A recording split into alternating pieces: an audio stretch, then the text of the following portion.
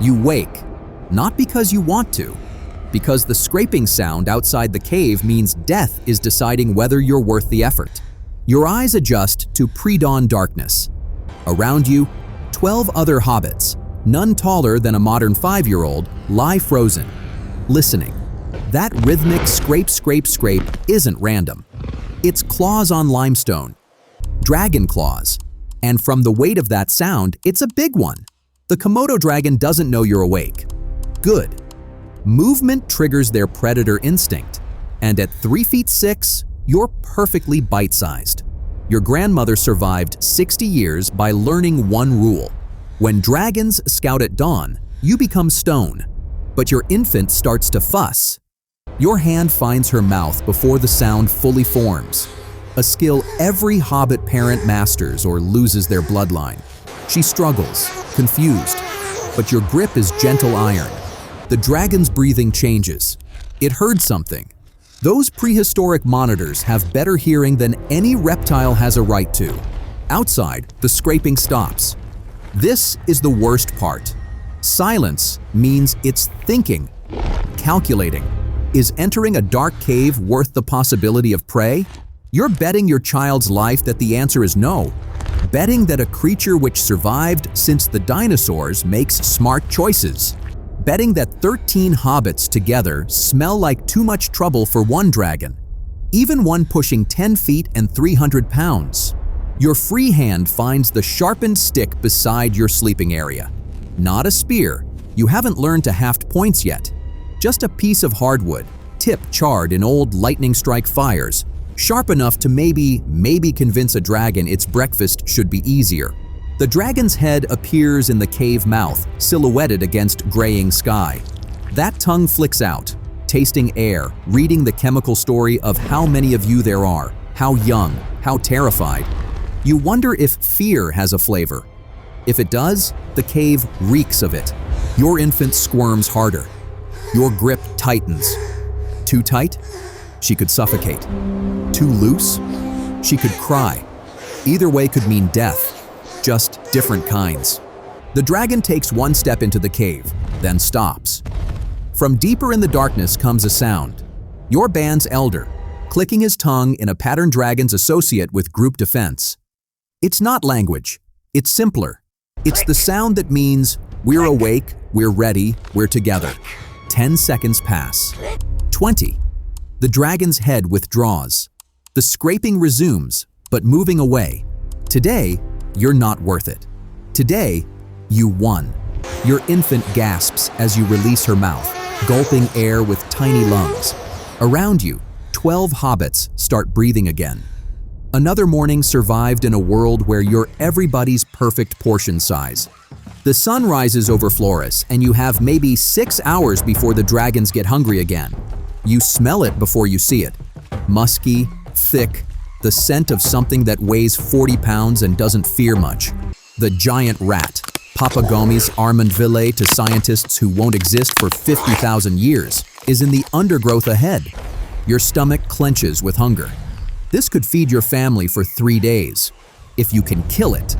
Your hunting party is 4 hobbits, you, your brother, and 2 cousins. Combined weight? Maybe 200 pounds. The rat you're stalking is the size of a modern bulldog, with teeth that can crack bamboo like breadsticks. This isn't pest control. This is big game hunting when you're smaller than the game. Your brother points, fresh droppings, still warm. It's close, probably in the root tangle of that massive fig tree. Perfect cover for something that knows it's being hunted. And these rats are smart. They've been dodging hobbit spears for thousands of generations. You communicate in gestures, not words. Your proto-language isn't complex enough for hunting strategy, but hands can say what tongues cannot. You and your brother go left, cousins go right. Drive it toward the cliff edge where it can't use its powerful hind legs to leap away. The approach takes forever, each footstep calculated to avoid dry leaves. You're 3 feet tall in grass that reaches your chest, invisible if you're careful, dead if you're not. Because giant rats bite, and infected bites in a world without antibiotics mean slow, fevered death. Movement explodes from the roots. Not one rat, three. A mother with nearly grown young and mama rat isn't running. She's charging. 40 pounds of muscle and rage comes at you like a furry cannonball. Your spear, really just a sharpened stick, feels suddenly inadequate. But your reflexes, honed by dodging Komodo dragons, kick in.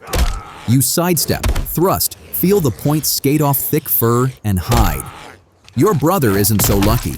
The rat bowls him over, and they roll in a tangle of fur and flailing limbs. Those teeth are going for his throat. You can't use your spear. Might hit your brother. So you do what hobbits do. You improvise. The rock is volcanic, sharp, the size of your small fist. You bring it down on the rat's skull with every ounce of your 60-pound frame. Once, twice. The rat releases your brother, stunned. Your cousin's spears find their marks. It's messy, desperate, nothing like the clean kills you'll lie about later. Your brother's bleeding, but alive. The rat is dying, those intelligent eyes looking at you with something almost like surprise. You've hunted enough to recognize that look. It's the moment prey realizes it miscalculated, that the little apes were more dangerous than they appeared. 3 rats! Enough meat to matter. Your band will eat well, and eating well means children survive another week. You're tracking the young stegodon through bamboo that whispers secrets with every breeze. It's only 6 feet tall, a dwarf compared to mainland elephants, but when you're 3'6", it might as well be a mountain with tusks. The plan is insane. 5 hobbits, total combined weight of 300 pounds, are going to kill something that weighs 800 pounds. Your wooden spears look like toothpicks compared to that thick hide. But hunger doesn't care about size differences. You've been following it for 2 days. Young male, separated from the herd by some territorial dispute. Perfect target. Old enough to have meat, young enough to make mistakes. Still has that teenage elephant cockiness that makes it underestimate threats. Your band has developed a technique over generations. You can't overpower a stegodon, even a small one, but you can outlast it, exhaust it. Death by 1,000 tiny cuts. The first strike has to count. You're the fastest runner, so you're bait. The others are positioned along the escape route, hidden in blind spots elephants have trouble checking. As you step into the clearing, the stegodon's head swivels. Those eyes, intelligent, wary, lock onto you. For a moment, nobody moves. You're close enough to see flies circling its ears, the mud caked on its legs, the way its trunk tests the air for threats it can't see. It doesn't trumpet. That's good. Trumpeting brings the herd, and the herd means you become paste. You throw the first stone, not to hurt, to annoy. The stegodon charges, and 800 pounds of angry elephant is something you can't understand until it's coming at you. The ground shakes. Bamboo explodes aside. Your hobbit legs pump, covering ground with desperate efficiency, but it's gaining. This is the critical moment. Too slow and you're dead. Too fast and it gives up, rejoins the herd. You need it angry enough to follow, but not so close it catches you. Your cousin springs from cover, driving his spear into its flank. Not deep. Stegodon hide is tough, but enough to hurt. The elephant wheels, confused. Another spear from another position. Then another. It's surrounded by pain it can't locate. The stegodon panics. This isn't how predators usually work. Lions attack from one direction, but you're everywhere and nowhere. Too small to see clearly, too spread out to charge effectively. Your brother manages the killing blow, a lucky strike behind the knee that hits something vital. The leg buckles. The stegodon goes down hard, and 5 hobbits swarm it like ants on fallen fruit. Spears find soft spots. Eyes, mouth, the tender spot behind ears. It takes forever to die. Those eyes watch you the whole time, confused and afraid. You've killed something magnificent for the crime of being made of meat, but guilt is a luxury you can't afford. This elephant will feed your band for 2 weeks. 2 weeks of children not crying from hunger. Tomorrow, you'll process 800 pounds of elephant with stone tools. But tonight, you're heroes. You shiver in the darkness, and it's not from cold. It's from knowing you're the only human species that never learned humanity's most basic magic: making fire. The cooked meat you're eating tastes like iron and struggle. It's been 3 days since lightning struck that tree. 3 days of carefully preserving those precious embers in dried fungus and hollow bamboo. When this fire dies, and it will, you'll go back to raw food until nature takes pity again. Your teeth hurt from the constant grinding. Raw meat is like leather, especially from older animals. Your jaw muscles are massive compared to other humans, developed from a lifetime of chewing what fire should have softened. The children's teeth are already wearing down, and they're only 6. But it's the nights that truly test you. Without fire, darkness is absolute. The Komodo dragons hunt by heat vision, and you're walking warm meals. So you cluster together, 13 bodies pressed close, sharing warmth and fear in equal measure. Someone always stays awake, listening to the darkness, holding a pointed stick they can barely see. You've tried making fire, watched lightning strike, seen the magic of burning. Your grandmother spent years rubbing sticks together until her palms bled. Nothing.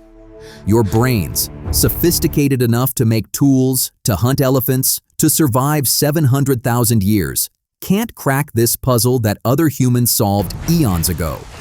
So you adapt. You know which caves hold yesterday's warmth longest. You've learned that certain fungi glow faintly, enough to navigate by if your eyes adjust for hours. You've discovered that dragon dung, dried and carried, masks your scent from predators that hunt by smell.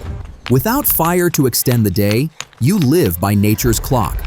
12 hours of productivity, 12 hours of hiding. No evening tool making by firelight. No stories around the hearth. No smoke to keep insects away. And the diseases they carry claim as many hobbits as dragons do. Your stomach cramps again. The raw meat is fighting back. And without fire to kill parasites, you're hosting a party you didn't invite. But the alternatives are worse. Starve or risk the sickness. You choose sickness. Everyone does. A child whimpers in the darkness, afraid of shadows they can't even see. You hold them close, humming tunelessly, pretending the dark isn't terrifying, pretending you don't miss the fire that died this morning, pretending tomorrow's lightning might strike close enough to steal flame again. 700,000 years your people have lived like this, making tools that rival other humans, hunting prey 10 times your size, surviving on an island of monsters, all without humanity's most basic technology. You're proof that fire isn't mandatory for intelligence, just for dominance. And in the darkness, listening to dragons scrape past your cave, you understand why you'll always be prey in a world where others carry the sun. You stand at the base of the fruit tree, staring up at food that might as well be on the moon. The lowest branches are 8 feet up.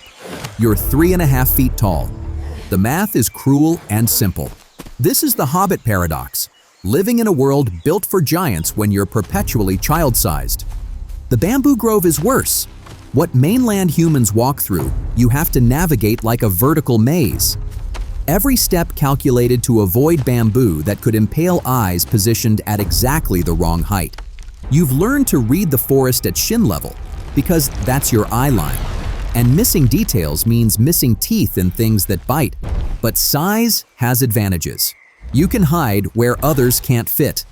Those narrow cave passages that claustrophobic humans would avoid, they're your highways. The hollow tree that's too small for predators, it's your panic room. When you're hobbit-sized, the world is full of hiding spots. The river crossing shows the problem perfectly. What's knee-deep for a 6-foot human is chest-deep for you. The current that barely tugs at their legs threatens to sweep you away. So you've developed techniques, bamboo poles for balance, crossing in chains, picking shallow spots others wouldn't need to notice. Your child walks beside you, barely 2 feet tall, seeing the world from an even more extreme angle. To her, grass is a forest, rocks are mountains, adult hobbits are giants. You remember being that small, when every puddle was a lake and every log was a bridge across forever. The Komodo dragon appears suddenly, 10 feet of predator in a world where you're 3. Its head is level with yours, which means those teeth are exactly at throat height. No reaching up or down, just a straight lunge to your jugular. Evolution has sized you perfectly for their convenience. You grab your child and climb. It's what hobbits do. When you're small, up is usually safe.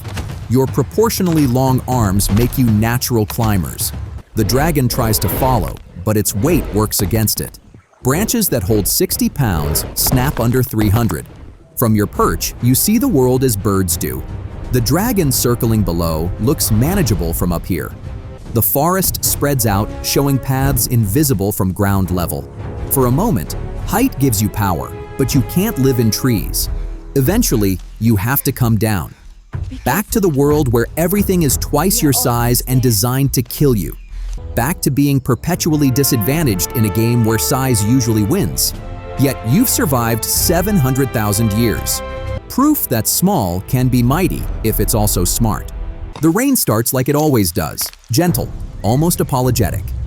But you know better. Rainy season on Flores doesn't knock, it kicks down the door.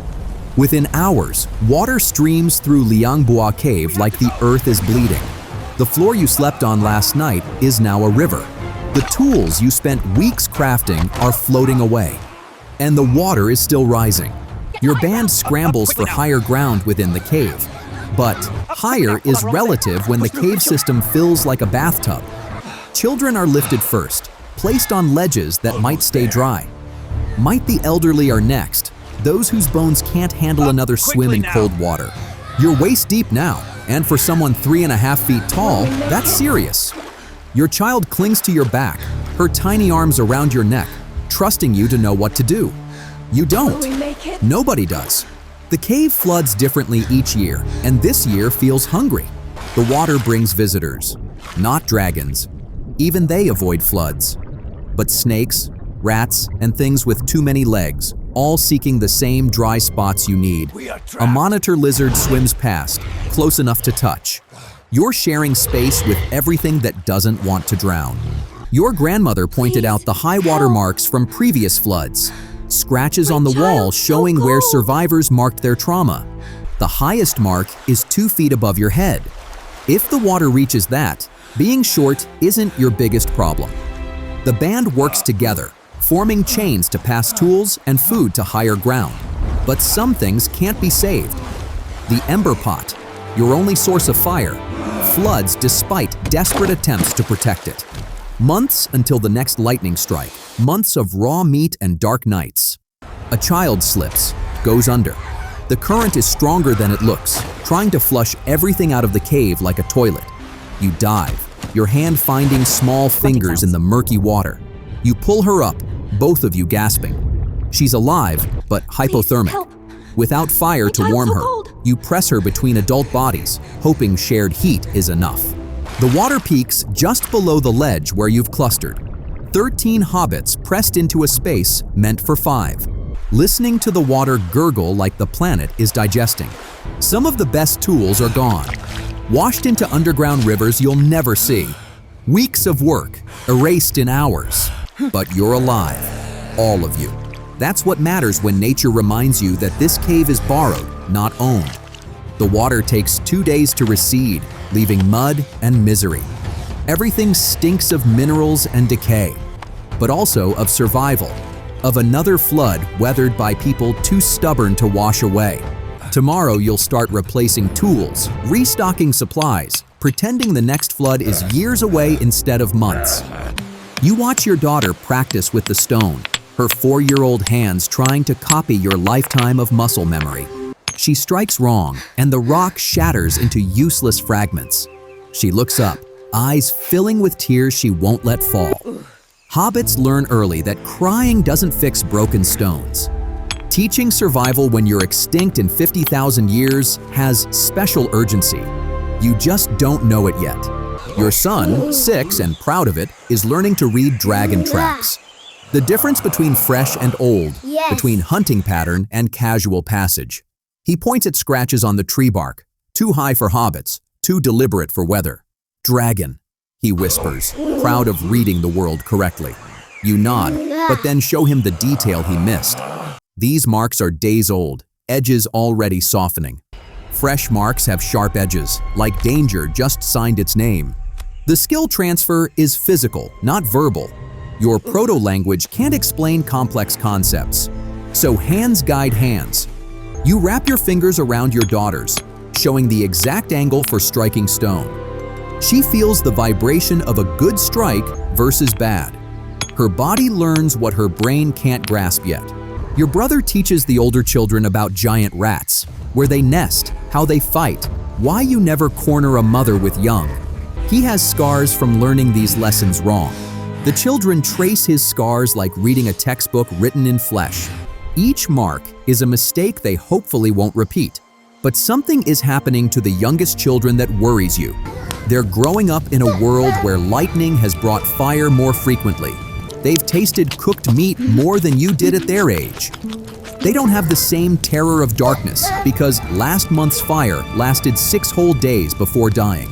They're softer, not weak, but less desperate. And in a world where desperation is a survival tool, soft might mean dead. Your grandmother gathers the children for story time, though story is generous for the clicks and gestures she makes. She acts out the great flood from her youth when the cave filled completely and 3 hobbits drowned. The children watch, wide-eyed, as she mimes swimming through darkness, searching for air pockets. Will they remember when she's gone? Will they pass it on? Or will the knowledge of where air pockets form die with her, leaving future hobbits to discover it fatally? Each lesson is life or death. How to hold still when dragons pass. Where to find water when the obvious sources dry up. Which beetles are protein and which are poison. The margin for error is 0, and you're teaching people whose brains won't fully develop for years yet. But they're learning. Your daughter successfully naps her first usable flake. Your son spots dragon sign before you do. The baby watches everything with eyes that will remember, even if her mouth can't yet form the clicks of your language. Wow. Tomorrow, they'll learn more. How did he do that? How to climb when everything is twice your height. How to hide when you're everyone's perfect meal size. How to survive when nature built you small, but forgot to make the world smaller too. You're teaching them to be hobbits. And though you don't know it, you're teaching the last generation that will need these skills. They stand at the forest edge like trees that learn to walk. 6 feet tall, almost double your height. Their faces are wrong. Flat where yours bulge, smooth where hair should grow. Their spears are impossibly long, tipped with stone that gleams sharper than anything you've achieved. Your band freezes. 13 hobbits, none taller than their waists, suddenly feeling the weight of being cosmically small. The tall ones number only 5, but their presence fills the clearing like smoke. They move wrong. Long strides where you would scurry, casual where you would creep. They speak in flowing sounds, not the clicks and stops of proper language. Everything about them screams different in frequencies that hurt to hear. One steps forward and you have to crane your neck to see his face. He's holding something impossible, a stick with plant fiber stretched between ends. He demonstrates. A small spear flies faster than any throw should achieve, embedding in wood 30 paces away. Your world just broke. These aren't neighboring hobbits from 2 valleys over. These are gods or demons, and you don't have words for either. But then the tall one does something unexpected. He sits, making himself smaller. He offers food, dried meat, but somehow changed. Smoky, tender. You taste it carefully, and flavors explode that shouldn't exist. He's done something to the meat, transformed it through magic you can't comprehend. He points to himself, makes sounds like water over rocks. Points to you, waits. You manage your people's name through a throat tight with fear. He tries to repeat it, badly, but trying, not conquering, just meeting. Then comes the demonstration that changes everything. 2 stones struck together and suddenly fire blooms from nothing. Not stolen from lightning, not preserved in fungus, created, made, controlled. Your people recoil in unified terror. Fire from nothing isn't just magic, it's impossibility made real. But the tall one feeds the flame gently, creates warmth, gestures for you to approach. The heat feels like contained sunshine. One of your children reaches toward it, and you pull them back from beautiful danger. But the tall one makes another fire, then another. He's not hoarding the magic. He's sharing it. Before they leave, the tall one gives your best hunter the curved stick, the impossible spear thrower, shows how to use it. Your world has revolutionized in an afternoon. Everything your ancestors built over 700,000 years just became obsolete. As they disappear into forest, their height makes navigable. You clutch the weapon that will change everything. Tomorrow, you'll try to learn their magic. But tonight, you huddle together, processing the truth that you're not alone. And worse, you're not equal. The age of hobbits just ended. You just don't know it yet. You are the last. You don't know this with certainty, but the silence tells you. No clicks and stops from neighboring caves. No footprints at the water source except yours. 37 seasons since you've seen another hobbit, and your eyes are forgetting what your own kind looks like. The tall one's fires dot the landscape now like stars brought to earth. Their smoke changes the smell of morning. Their voices, that water sound language, echo where hobbit cliques once lived. They don't hunt you. Worse, they pity you. Sometimes their children find you, point with excitement like spotting a rare bird. Their parents pull them back, respectful but distant. They leave food sometimes, cooked meat you've learned to love and hate equally. It tastes like the future that erased your past. You still make tools the old way, though the tall one's metal makes your best flakes look like toys. You still sleep in the high caves, though fires now make darkness optional. You still click and whistle to yourself, the last throat-shaping sounds that once meant people, but now just mean alone. Your reflection in still water shows why children stare. 3.5 feet of living fossil. Arms too long, skull too strange. Everything wrong for this new world of tall people and tame flames. You're a mistake evolution is correcting by letting you die without replacement. The memories are fading. Your mother's face blurs with your grandmother's. The taste of truly raw meat, before you knew cooked existed, is gone. Even fear is different now. You used to fear dragons. Now you fear forgetting the names of dragons in your language. A young tall one tried to learn your words once. Sat with you for days, copying clicks, but his throat was wrong for it. Water. Everything came out water smooth, missing the stops that made meaning. You tried to learn his language too, but your mouth wouldn't flow that way. Two kinds of human, unable to share even sound. You're 60 now, impossible age for hobbits. Your joints scream their arthritis in languages both species understand. Soon you'll fall or sicken, and the tall ones will find your small bones. They might bury you with their strange rituals, or they might study you, trying to understand what you were.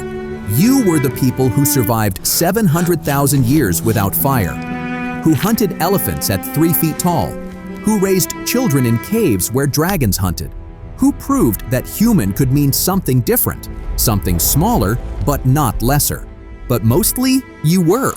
Past tense, the last verb in a language about to lose its final speaker. Tonight, you'll eat cooked meat by borrowed fire, surrounded by tall ones' voices. You'll make tools no one needs and speak words no one understands. You'll be the only one who remembers when the world was sized for giants and hobbits found a way to live anyway. And when you die, tomorrow, next season, whenever arthritis or accident claims you, the silence will be complete. No more clicks and stops. No more hobbit footprints at the water source. Just tall people with their tame flames, never knowing they walk through a world that once held a different kind of human entirely. You are the last hobbit, the period at the end of 700,000 years of sentences. And you're still here, still clicking defiance at dragons, still making tools that rival gods, still proving that small was mighty, even if mighty wasn't enough.